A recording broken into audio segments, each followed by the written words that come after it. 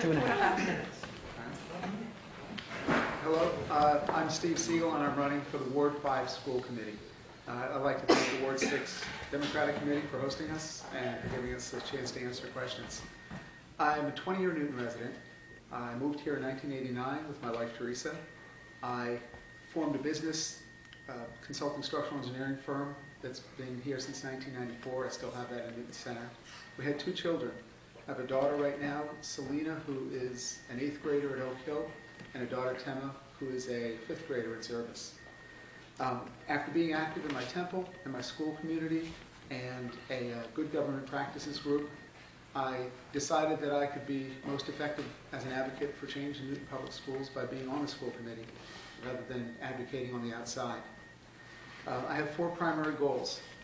I'd like to restore sustainability to our school budget while taking good care of our teachers by identifying a combination of pay, benefits, and of non-monetary and low-cost features of the workplace that appeal to them. I'd like to steward our $100 million plus of school construction projects through the city by making improvements in our long-range facilities plan. I'd like to improve our math curriculum and increase the enthusiasm of our students in the sciences. And I'd like to hire a new superintendent that will lead us into the next decade.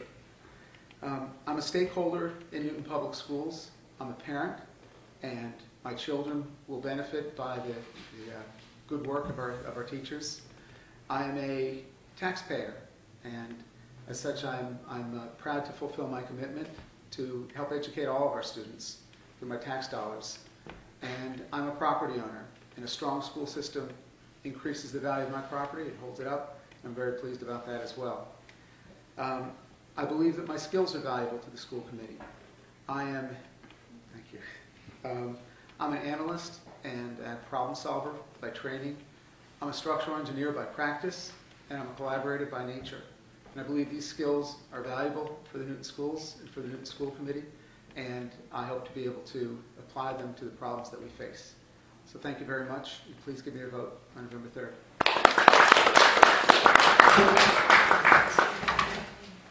Hi, I apologize for being late this season. It seems like you have to be at 3 places at once. But anyway, thank you for inviting me and thank you for waiting. My name is Susan Rosenbaum, and I'm also running for school committee from Ward 5. I have 3 children that have gone through the Newton Public Schools. 2 are in college, one's a junior at Newton South. They've really benefited from the education that Newton provides, and I think it's time for me to give back in this way. I've been very involved in the schools and also in the city. I was on the school council at Countryside Elementary School, at Service Elementary School, and I co-chaired the school council at Newton South High School.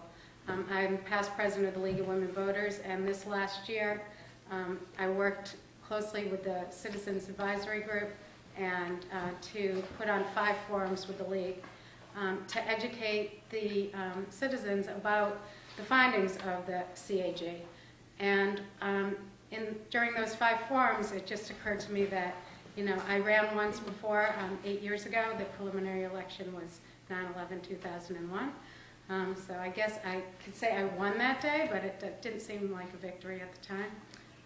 And then in the final election, I lost by 38 votes out of 10,600. So please, everyone, go out and vote, because your vote definitely counts. And after that, I became very involved with the League because I just found another way of giving to the community.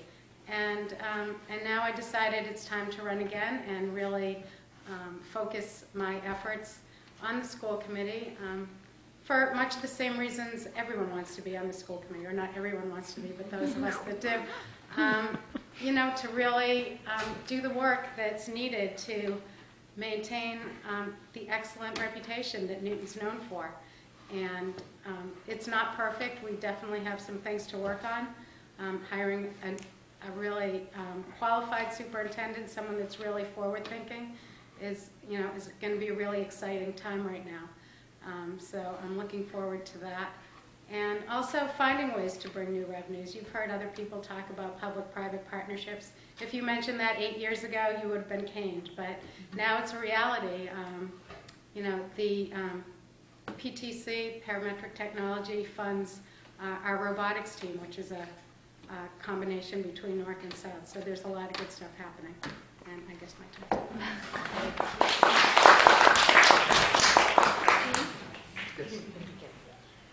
What 3 goals would you like to implement during your term to improve the performance of the schools? What 3 main goals, specifically?